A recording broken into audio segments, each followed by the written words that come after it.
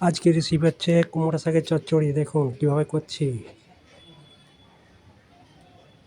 প্রথমে পাতা ডাটা কেটে নিয়েছি, বেগুন আলুটা ভেজে নিচ্ছি। প্রথমে ভালো করে ভাজতে হবে, নুন দিয়েছি, ভাজা হয়ে গেছে। বেগুনটা ভাজবো।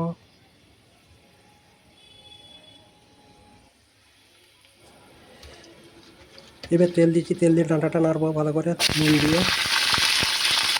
কুমড়ো শাকের ডাঁটা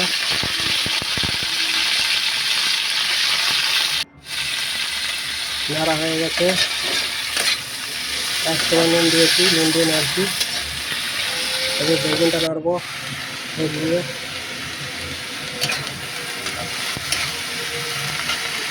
বেগুন দিয়েছি, বেগুন দিয়ে নাড়ছি ভালো করে।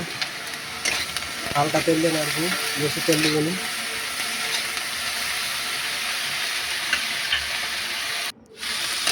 বেগুন ভাজা হয়ে গেছে, নামাবো এবারে। নামিয়ে নিয়ে তারপরে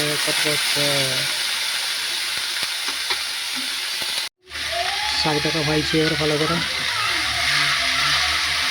নুন দিয়েছি এক চামচ, নুন দিয়ে শাকটাকে ভাজছি। কুমড়ো শাক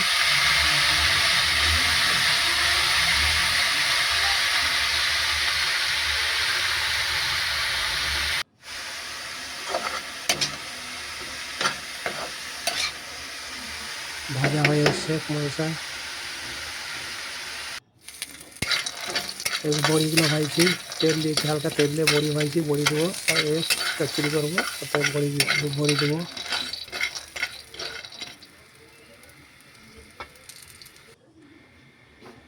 সব ভাজা কমপ্লিট হয়ে গেছে।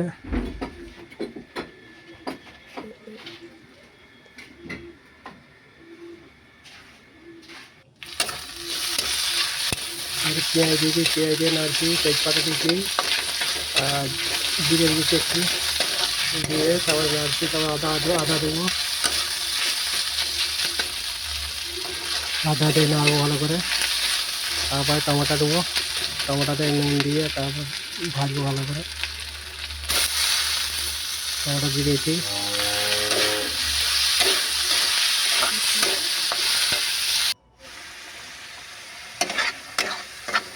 যে মশলা হয়ে গেছে, এক চামচ লঙ্কা গুঁড়ো, এক চামচ হলুদ গুঁড়ো, এক চামচ ধনে গুঁড়ো দিয়েছি, আর এক চামচ নুন দিয়েছি। আবার এক চামচ নুন দিয়েছি আর ধনে গুঁড়ো সব দেওয়া হয়ে গেছে।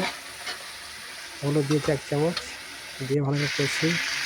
কষা হয়ে গেছে, দিয়ে দিয়েছি সব, দিয়ে দেওয়াছি একসাথে।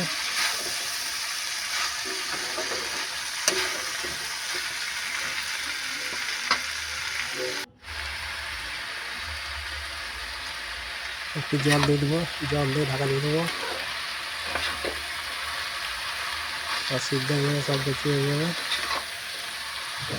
লাস্টে একটু জিরে বেটে দিয়েছি, গোটা জিরেকে ভেজে একটু দিয়েছি লাস্টে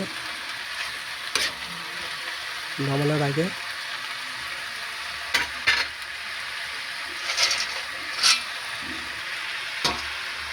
বড়ি দিয়েছি, বড়ি দিয়ে এবার জল দিয়ে দেবো। এই যে হয়ে গেছে আমাদের কমপ্লিট রান্না। দেখুন এবার ভাত খাবো আমরা।